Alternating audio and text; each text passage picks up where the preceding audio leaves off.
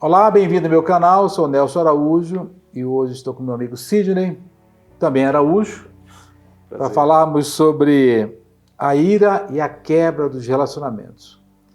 Sidney, esse tema, a ira, é delicado. Tá? A gente tem que olhar isso com muita atenção, porque a ira tem consequências terríveis. Eu quero agradecer novamente, né, pelo convite, de estar aqui novamente, né, se realmente esse é um tema bem curioso e importante, né? Porque muitas vezes a gente não observa a nossa ira, né? A gente muitas vezes age por impulso, né?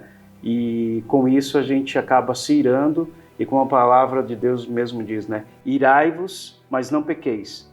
E eu gostaria de iniciar fazendo uma pergunta: como a ira pode gerar essa quebra nos relacionamentos? Tá. Sidney, há muitos textos na Bíblia que falam sobre ira, né? Na versão da NVI, em Provérbios 22, 24, 25, diz assim, o primeiro deles: não te associes com quem vive de mau humor, nem ande em companhia de quem facilmente se ira. Do contrário, você acabará imitando essa conduta e cairá numa armadilha mortal. Um versículo, né? Provérbios 29, 11, também na mesma versão da NVI, diz assim: o tolo dá vazão à sua ira, mas o sábio domina-se. Olha que interessante, né, Sidney? A ira de alguém pode moldar o meu comportamento. Por isso que a Bíblia fala: não ande com quem é muito irado. Tá? Não ande com quem é muito explosivo. Porque isso não vai acabar bem, né? E a segunda coisa que a gente já percebe aqui, nesses versículos lidos, é que quem dá vazão à ira, ou seja, não tem autodomínio, não tem autocontrole, não se domina, ele é um tolo. Você imagina, Sidney, Deus nos chamar de tolos por causa da nossa ira? Então, a falta de mansidão, de domínio próprio. Então, a pessoa que, em qualquer situação, explode, ela é tida como tolo. Não tem um fruto do Espírito. Não tem um fruto do Espírito, exatamente, você falou bem. Já é um sinal de que falta o fruto do Espírito, que é o domínio próprio, né? Efésios 4, 26 e 29 diz assim: quando vocês ficarem irados, não pequem. Apaziguem a sua ira antes que o sol se ponha e não dê lugar ao diabo. Havia na cultura judaica a seguinte proposta, né? Antes que o sol se ponha, que o sol vá embora e tudo fique escuro, a minha ira tem que ser resolvida. Por quê? Se eu levar essa ira para o dia seguinte, eu costumo chamar de ira requentada, né? E a ira requentada, ela nos torna azedos, nos torna maus, nos torna mal-humorados, nos torna, assim, uma pessoa intragável. E a Bíblia fala, né, que também lá em Salmos 4, na NVI, quando vocês ficarem irados, não pequem. Ao deitar-se, reflitam nisso e aquietem-se. O que a ira faz também, Sidney? Além de ser um mau exemplo de conduta, sermos tidos como tolo, temos a ira requentada no dia seguinte, vai nos tornar azedos, né? Ela também nos impede de refletir. Então, uma pessoa que não reflete, ela não muda de comportamento, né? Alguém só pode mudar de comportamento, Sidney, quando tem consciência do que está fazendo. E quando a gente está movido pela ira, tá, assim, descontrolado pela ira, a nossa capacidade de raciocínio e a nossa inteligência emocional, aquilo que Daniel Goleman fala no seu livro,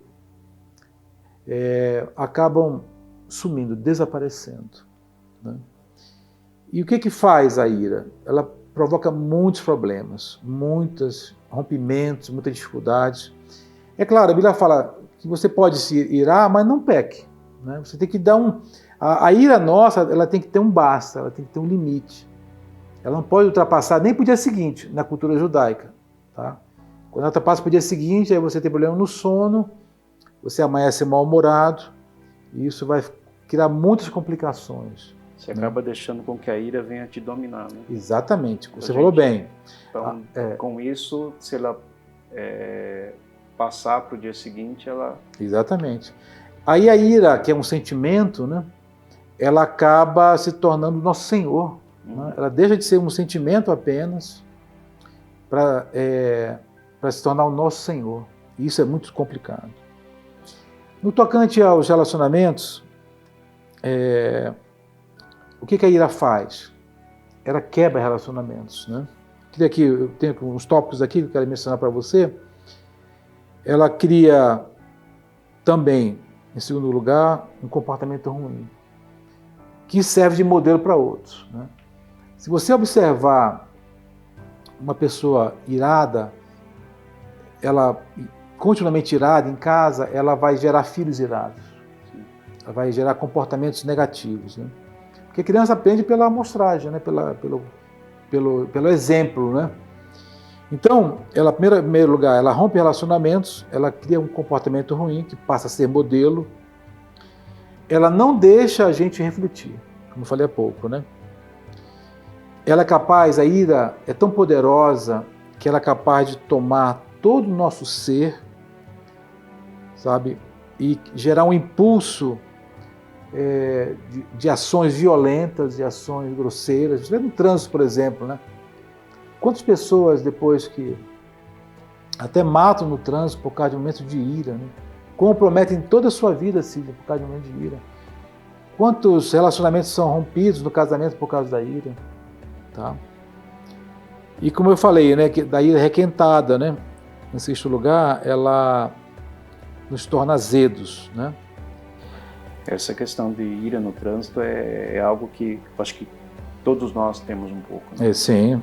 E realmente, eu não lembro se eu falei já numa dos teus canais, né, que eu participei, que no trânsito, muitas vezes a gente só pensa em acelerar. Sim. Uhum. Mas no carro existe o freio e o acelerador. Exatamente. Então né? a gente pode frear. E com isso a gente pode frear essa ira também. Com certeza. A ira, como eu falei, se a ira não é dominada, ela se torna o teu senhor. Né?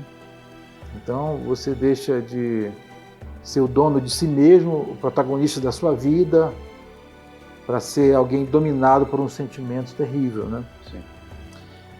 O que acontece, Sidney, com filhos que têm pais irados? Né? Eles se tornam inseguros e amedrontados. Né? Você que é muito nervoso em casa, tome cuidado, tá? Você vai estar gerando no seu filho insegurança e medo.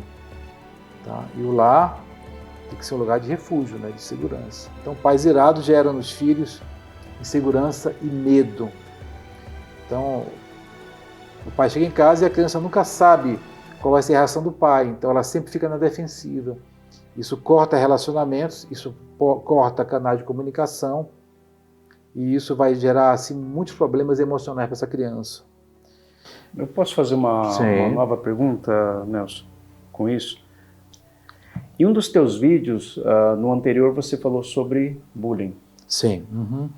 A ira, ela também pode gerar o bullying? Sim, com certeza. Uma criança que tem um pai irado ou uma mãe muito irado, não deixa de ser um bullying, não deixa de ser uma perturbação na alma. O que é o bullying? É uma perturbação na alma da pessoa, uma agressão física, uma questão emocional, pode ser física também, né? Então, é uma forma de agressão. E isso vai causar problemas seríssimos na vida da criança. Porque a criança é uma esponja, né? Uhum. Tudo que ela recebe, ela tem a capacidade de processar bem as coisas, tudo que ela recebe, ela vai absorvendo, né? Sim. Isso vai sendo colocado lá na mente dela, vai para o subconsciente, e lá na vida futura ela vai começar a reagir com base nesse padrão. Né? Outra coisa também que é interessante, e você que é uma esposa muito irada, muito pavio curto, muito nervosa, sempre explodindo, você pode ter um marido que te ame profundamente, no namoro, noivado e início de casamento. Mas uma mulher irada, Sidney, ela pode matar o amor que o marido sente por ela. Vai enfraquecendo de tanto aborrecimento, chateação, né, descontrole. Sim. Então, eu já conheci maridos que deixaram de amar suas esposas por causa de excesso de ira em casa da mulher. Uma mulher iracunda. Tá? E também um homem iracundo, pavio curto, ele pode matar o amor que a esposa tem por ele. A recíproca é verdadeira. Né? O marido irado, Sidney, ele traz a sensação de ser uma bomba relógio, né? Que pode explodir a qualquer momento e causar danos irreparáveis. Tá?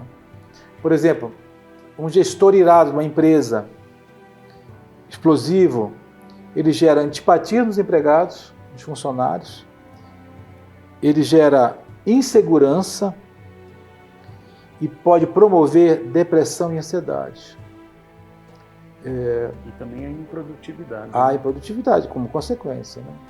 Um ambiente que você trabalha, que as pessoas são o chefe lá, o gestor, o gerente, o líder irado, ele vai provocar tudo isso.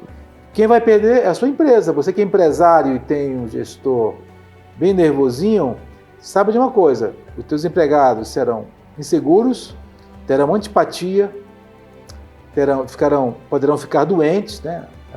Faltar o trabalho por causa de ansiedade e depressão, por causa de muita pressão. Então, se você tem um gestor irado, pense bem. Mande ele para um psicólogo, um psiquiatra para tratar isso aí, porque é você, empresário, que vai perder uma pessoa assim. Sim. Essa ideia de o gestor ser o dono do pedaço, da ordem, gritar tudo isso não existe mais, gente. Isso não cabe mais nas empresas.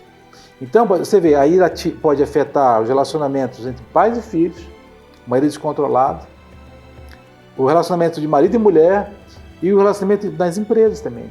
Sim. Tá?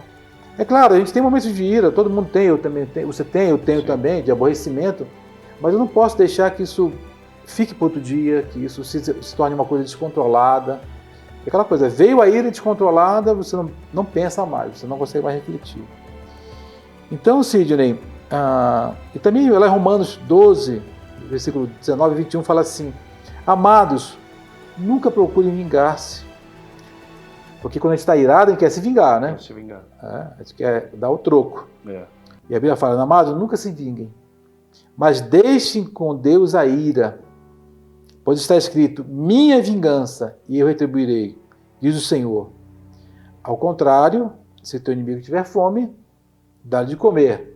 Se tiver sede, dá-lhe de beber. Fazendo isso, amontoarás brasas vivas sobre sua cabeça. Não te deixe vencer pelo mal, mas vence o mal com o bem. O que são essas brasas vivas? Quando alguém te trata mal e você trata ele bem, ele vai ter dor de consciência. Falou: poxa, eu tratei mal aquela pessoa, ela está me tratando bem. Dor de consciência. Então a ira tem que ser deixada com Deus. Deus sabe tratar a própria ira dele com a humanidade. Ele tratará com justiça. A Bíblia também fala que a ira do homem não opera a justiça de Deus. E mais um detalhe, tá? A ira é capaz de nos fazer tomar atitudes sempre injustas, pela falta de controle. Então Deus sabe trabalhar a ira e ele agirá com justiça. Normalmente quando a gente está irado, a gente acaba agindo por impulso, né? Sim. E sem pensar. Totalmente. Né? Então, sempre a ação de quem está irado é impensada, né? Exatamente. É uma desinteligência, né? E Pedro também fala sobre isso, né? Que o espírito manso, tranquilo, é uma coisa que Deus se agrada. Então, se você tem problema com a ira, procure ajuda. Procure auxílio psicológico. Procure uma igreja que trate esse tema.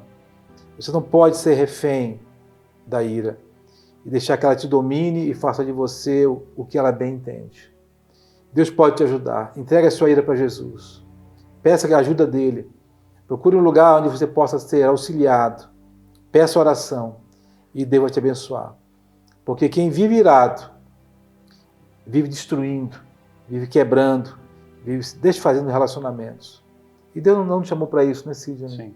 Deus nos chamou para construção, para vida, para amadurecimento. Que Deus te abençoe e te ajude. E dê a você graça para vencer a ira na sua vida. Em nome de Jesus. Amém. Amém.